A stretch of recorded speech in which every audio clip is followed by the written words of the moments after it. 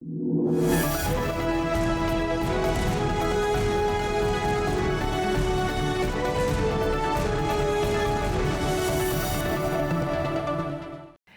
and a very warm welcome to Crypto Weekly Wrap, where we get you latest news and updates of top events from Cryptoverse that happened in the past week. I am Ruchi Sharma. And I am Manoj Dara. And Ruchi, let's get started with the top story for today. Yes, sure. Bitcoin, the biggest cryptocurrency, may end up with losses for the week despite the cryptocurrency markets rebound in the later part of the week. Bitcoin started the week by trading over $20,000 but fell below $19,000 ahead of the US retail inflation data after some reports showed that the inflation accelerated over 10% in June.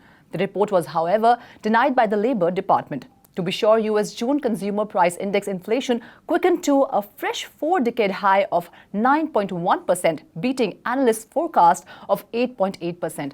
तो मनोज, यहाँ पर जो inflation है ये of course एक बहुत बड़ा concern है. इसका बहुत ज़्यादा इम्पैक्ट जो है वो मार्केट पर पड़ रहा है, हम देख रहे हैं.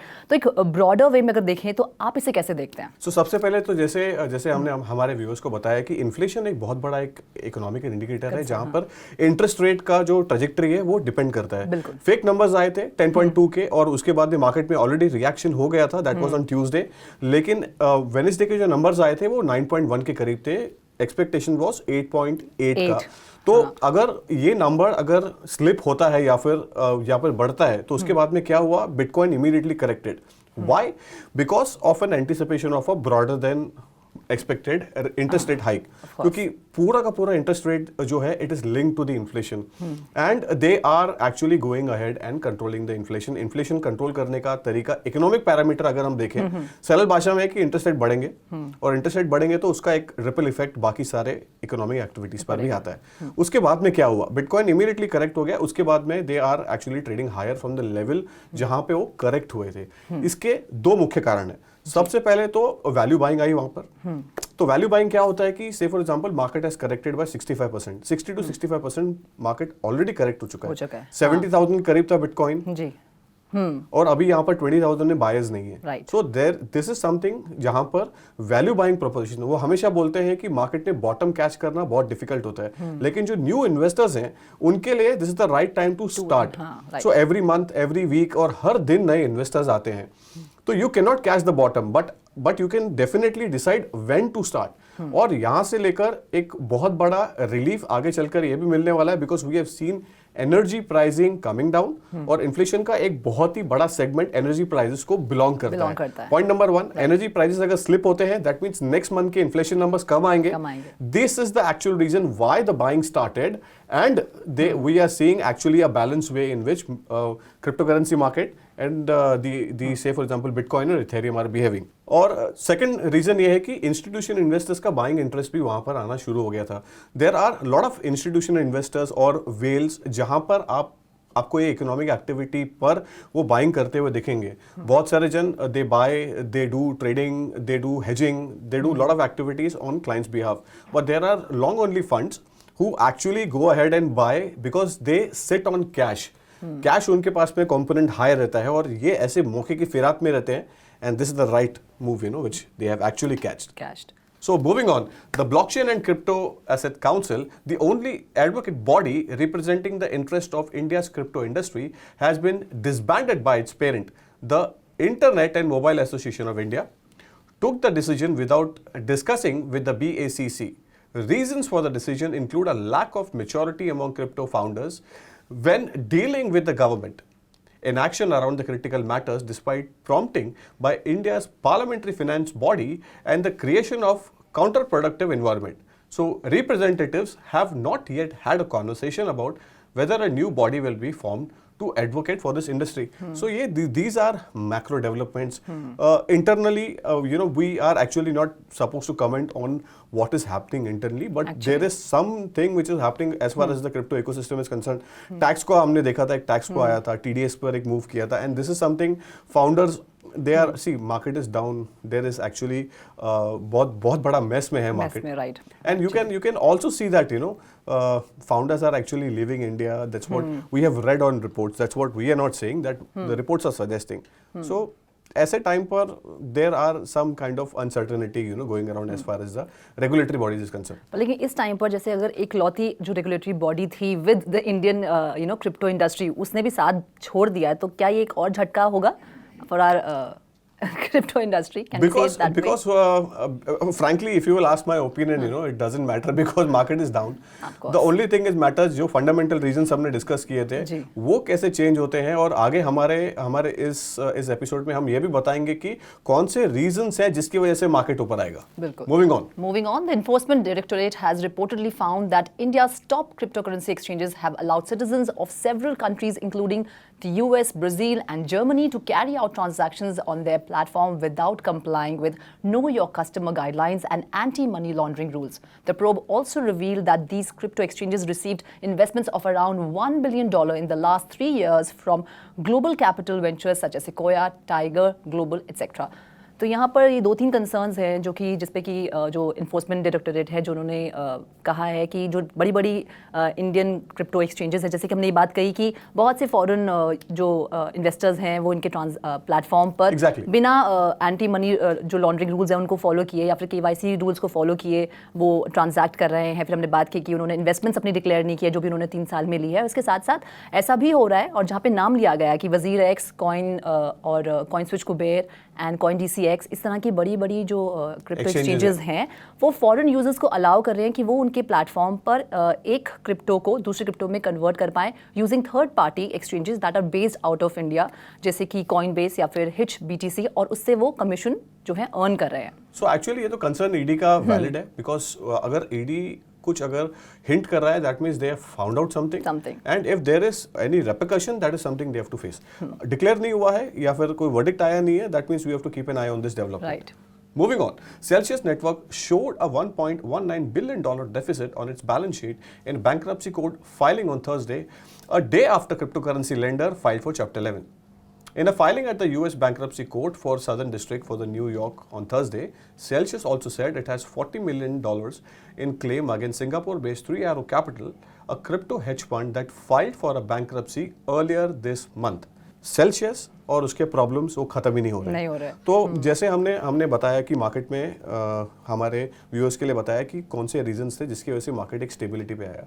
हम थोड़ा सा पीछे जाते हैं और ये जानने की कोशिश करते हैं कि मार्केट गिरा क्यों।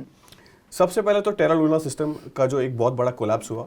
कोलैप्स में क्या हुआ कि ये Celsius which is so called to be, जो एक बैंक की तरह एक्ट करता है एज अ क्रिप्टो लेंडर, 18% वो इंटरेस्ट APY दे रहा है। तो दैट मीन्स एक्चुअली ये सारी जो चीज़ें जब मार्केट जब भी ऊपर जा रहा है वो बहुत अच्छी लगती है, लेकिन जब भी फॉलिंग मार्केट में ऐसे रिटर्न्स देना that is something which is really bad. Celsius का एक्सपोजर टेरा लूना में था। टेरा लूना के बाद में सेल्सियस ने क्या किया कि अपने विड्रॉल्स फ्रीज कर दिए। फ्रीज करने के बाद में एक पैनिक आया और वहां से मार्केट फर्दर गिरा।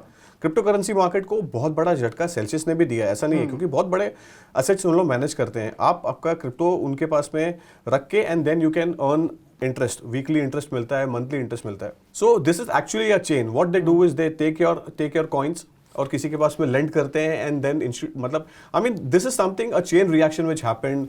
वन टेरा लूना कोलैप्स की वजह से सारा का सारा उनका रिपल इफेक्ट देखने मिला हमको, जो कि हमने सेल्सियस पे देखा, हमने थ्री एरो कैपिटल पे देखा, हमने वॉयजर डिजिटल पे देखा, बेबल फाइनेंस गया फिर उसके बाद में इन सब ने अपना बैंक्रप्सी भी अनाउंस किया, और साथ में अब ये तो चैप्टर 11 भी इन्होंने उसके लिए भी फाइल किया है, सो that they keep on working and थोड़ा टाइम बाय करेंगे टू पे आउट। बिल्कुल एब्सोल्युटली। ये चैप्टर 11 होता क्या है? सो यूजुअली कैसा है कि हमारे यूएस में, इंडिया में तो चैप्टर 11 का इट्स दूसरा ही डेफिनेशन है बैंक्रप्सी का।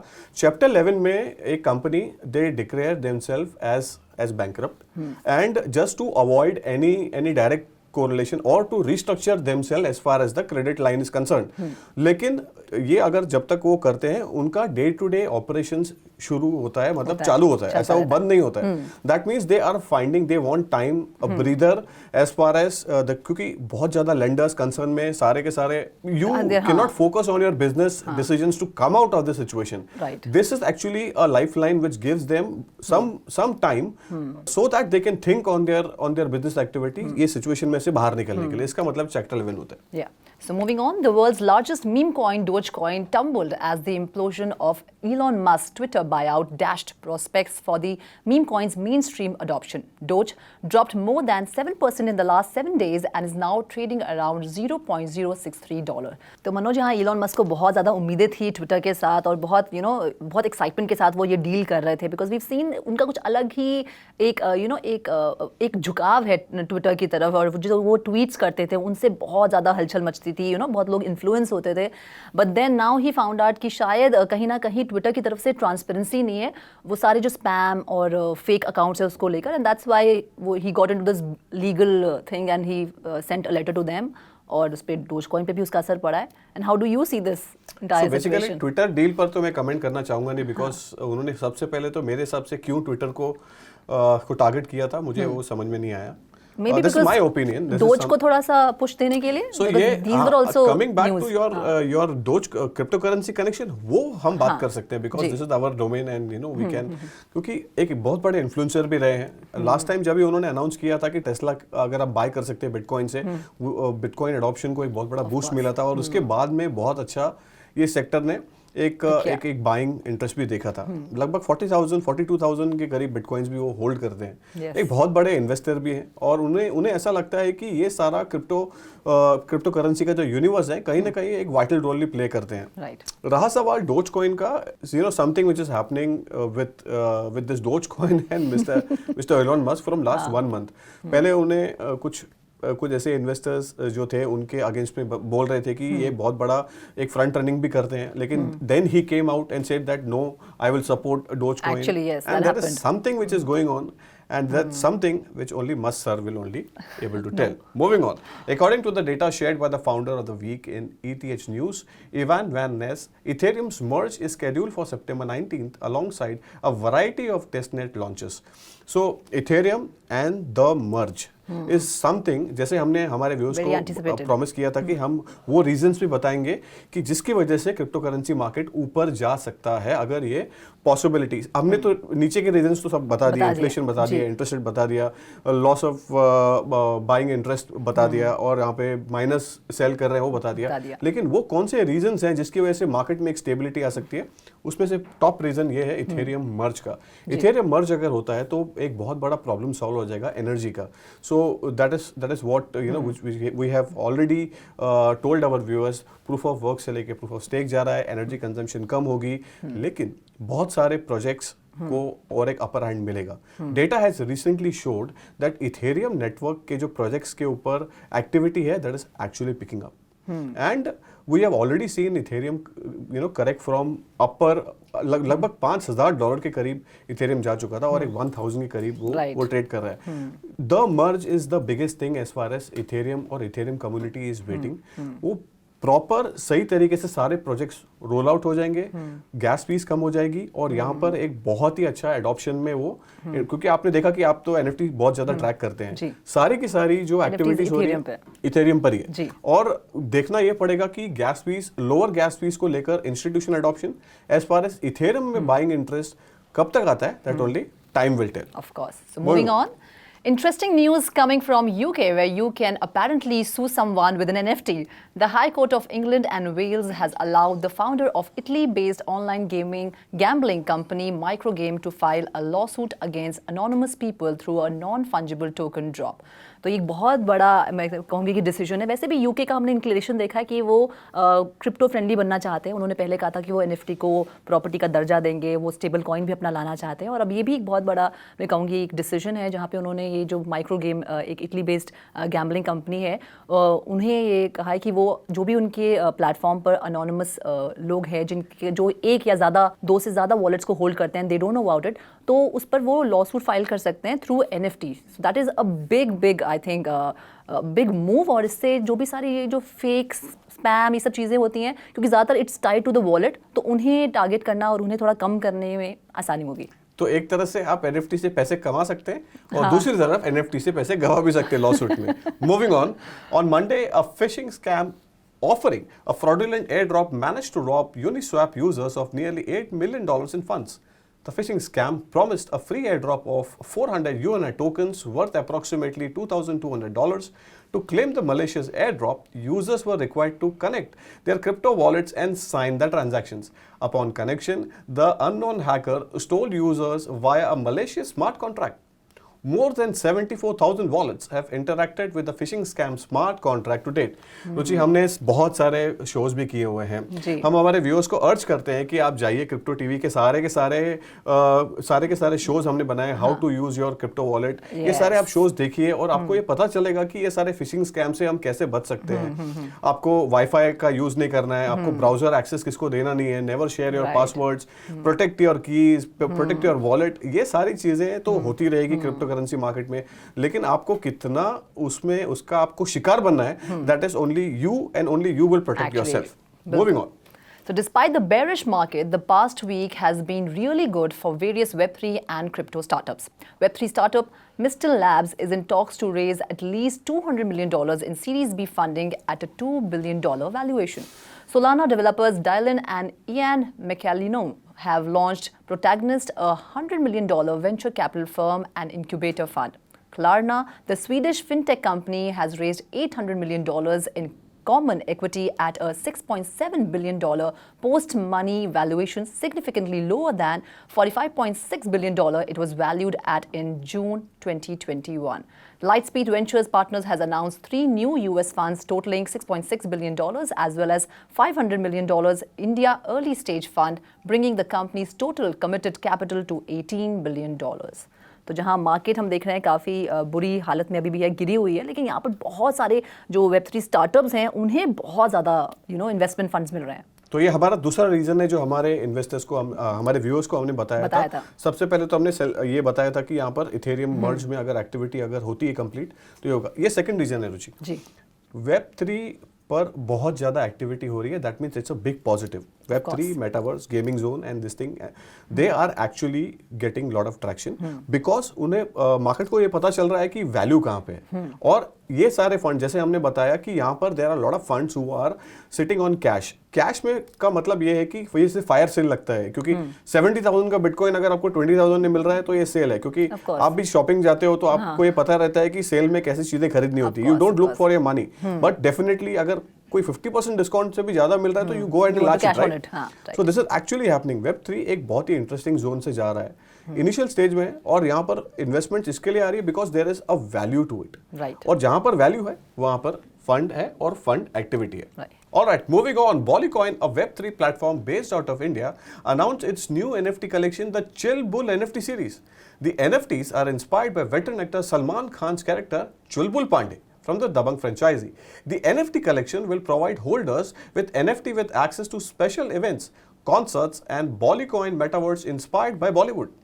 The Chill Bull NFT collection is a collection of 2222 3D bulls that are distributed for free to holders of Bollycoin and owners of other Bollycoin NFT collections. तो ये हमारे चुलबुल पांडे तो हमेशा न्यूज में रहते हैं. आप इस सेक्टर को ट्रैक भी करते हैं, तो आपकी क्या ओपिनियन है इसको लेकर, if you can just highlight that. पहले तो इनका नाम चिंगारी से जुड़ा और अभी ये Bollycoin के साथ इनका नाम जुड़ गया है. देखिए, metaverse is the way forward, and उसमें भी मुझे लगता है जो फैन टोकन है ना, उससे बहुत ट्रैक्शन मिलेगा, उससे वो it will take NFTs to a next level. और ये कहीं ना कहीं हमें उसी तरफ से दिखा रहा है कि मेटावर्स में इनके कॉन्सर्ट्स होंगे, जो भी लोग खरीदेंगे इस NFT को, then they can access those events, those concerts. And I also think it's a very positive, क्योंकि कहीं ना कहीं जब सेलिब्रिटीज जुड़ते हैं किसी भी चीज़ के साथ तो लोग उसका बहुत इन्फ्लुएंस मिलता है. यस.